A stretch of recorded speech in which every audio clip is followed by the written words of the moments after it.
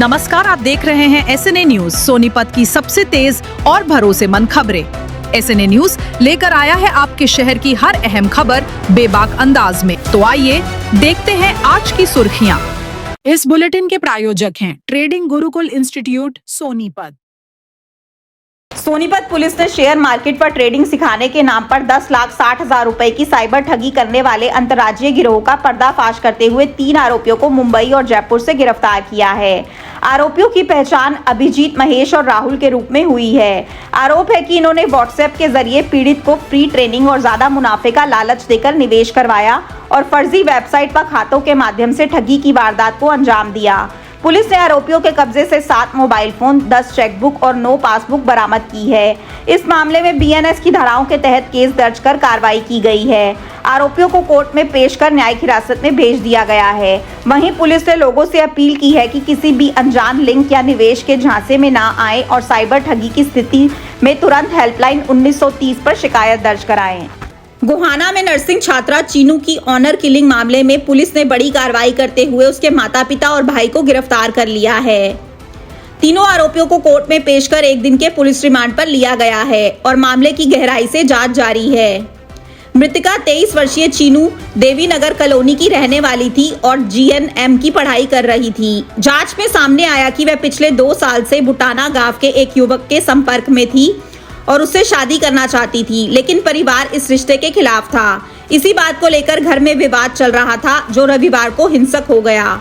बताया जा रहा है कि झगड़े के दौरान चीनू ने डायल 112 पर कॉल की, लेकिन गुस्से में आए पिता ने चाकू से हमला कर उसकी हत्या कर दी। पुलिस छत के रास्ते घर में दाखिल हुई, जहां खून से लथपथ उसका शव बरामद हुआ। कुंडली क्षेत्र में देर रात हुए एक दर्दनाक सड़क हादसे ने एक परिवार की खुशियां छीन ली, जहां 24 वर्षीय ट्रक चालक अनिल की मौके पर ही मौत हो गई।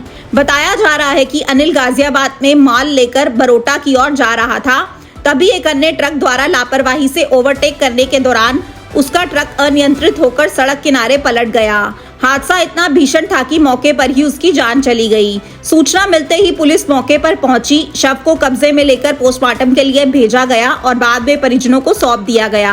पुलिस अब फरार ट्रक चालक की तलाश में जुटी है। मृतक अनिल अपने परिवार का इकलौता सहारा था, जिसकी मौत के बाद परिवार पर दुखों का पहाड़ टूट पड़ा है। सोनीपत में पुलिस आयुक्त ममता सिंह ने राई स्थित कार्यालय में CIA 1 क्राइम यूनिट वेस्ट की टीम को उत्कृष्ट कार्य के लिए सम्मानित किया, जहां उन्होंने टीम की कुशल जांच, तुरंत कार्रवाई और पेशेवर कार्यशैली की सराहना करते हुए कहा कि इस तरह की प्रभावी कार्यवाही से अपराधियों पर अंकुश लगता है और आमजन का पुलिस पर विश्वास मजबूत होता है। इस दौरान पुलिस उपायुक्त क्राइम नरेंद्र कादयान भी मौजूद रहे, जिन्होंने टीम के समर्पण और मेहनत को सराहा और बताया कि CIA 1 टीम ने कई मामलों में भारतीय न्याय संहिता BNS के तहत सख्त कार्रवाई करते हुए आरोपियों को गिरफ्तार करने में महत्वपूर्ण सफलता हासिल की है। पुलिस आयुक्त ने अधिकारियों और कर्मचारियों को भविष्य में भी इसी लगन और निष्ठा के साथ कार्य करने के लिए प्रेरित किया, ताकि जिले में कानून व्यवस्था और अधिक सुदृढ़ बनी रहे। खरखौदा के आंगनबाड़ी केंद्रों में बांटी जा रही प्रोटीन मिल्क बार को लेकर एक गंभीर मामला सामने आया है, जहां सैदपुर क्षेत्र के कुछ घरों में पैकेट खोलने पर उसमें कीड़े पाए गए, जबकि प्रोडक्ट की एक्सपायरी अभी बाकी है, जिससे लोगों में हड़कंप मच गया। स्थानीय लोगों ने तुरंत इसकी शिकायत अधिकारियों को दी, जिसके बाद CDPO नीलम ने संज्ञान लेते हुए सभी आंगनबाड़ी वर्करों को निर्देश दिए कि संबंधित मिल्क बार के पैकेट वापस इकट्ठा कर जाँच कराई जाए। उन्होंने साफ कहा कि अगर किसी स्तर पर लापरवाही पाई गई तो जिम्मेदारों के खिलाफ सख्त कार्रवाई की जाएगी। इस घटना के बाद क्षेत्र के लोगों में भारी नाराजगी है, क्योंकि यह पोषण आहार बच्चों और गर्भवती महिलाओं के लिए दिया जाता है। ऐसे में इसकी गुणवत्ता पर सवाल खड़े हो गए हैं। फिलहाल प्रशासन मामले की जांच में जुटा है और रिपोर्ट के आधार पर आगे की कार्रवाई की जाएगी। सोनीपत में नगर निगम चुनाव को लेकर तस्वीर साफ हो गई है, जहां राज्य चुनाव आयोग के अनुसार 10 मई को मतदान और 13 मई को मतगणना होगी। साथ ही आदर्श आचार संहिता लागू होने के बाद प्रशासन पूरी तरह सतर्क हो गया है।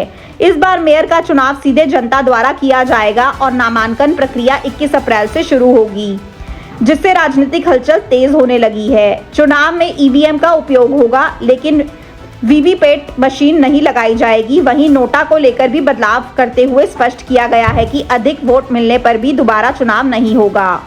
कांग्रेस ने मेयर चुनाव पार्टी सिंबल पर लड़ने का ऐलान किया है, जबकि भाजपा भी रणनीति बनाने में जुटी है। पिछली बार उपचुनाव में भाजपा के राजीव जैन की जीत के बाद इस बार मुकाबला और दिलचस्प माना जा रहा है। वहीं करीब 2.96 लाख मतदाता और 22 वार्ड इस चुनाव को और अहम बना रहे हैं। क्या आप स्टॉक मार्केट में एक सफल और प्रोफेशनल ट्रेडर बनना चाहते हैं? तो जुड़िए ट्रेडिंग गुरुकुल से, जहां आपको मिलता है 19 साल से भी ज्यादा का भरोसेमंद अनुभव। 6000 से भी ज्यादा स्टूडेंट्स को हमने सिखाया है लाइव मार्केट में ट्रेड करना। यहाँ सीखें स्टॉक, फॉरेक्स और क्रिप्टो ट्रेडिंग बिल्कुल बेसिक से। अपनी स्किल्स को अपग्रेड करने के लिए हमारी ट्रेडिंग गुरुकुल ऐप इंस्टॉल करें। आज ही कॉल करें और अपने ट्रेडिंग करियर की शुरुआत करें।